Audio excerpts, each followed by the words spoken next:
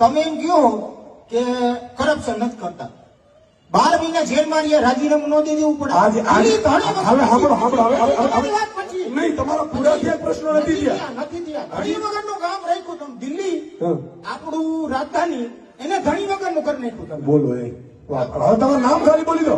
મારું નામ ભલે ભાઈ મારી આમાં ભાઈ કોઈ સાંભળો ભાઈ સાંભળો પણ મારી વાત સાંભળો. તમને 3 જવાબ આપી દઉં છું. તો મિત્રો, ટ્રમ્પના પત્ની આવ્યા હતા, ભાઈ નરેન્દ્રભાઈ લઈને આવ્યા હતા.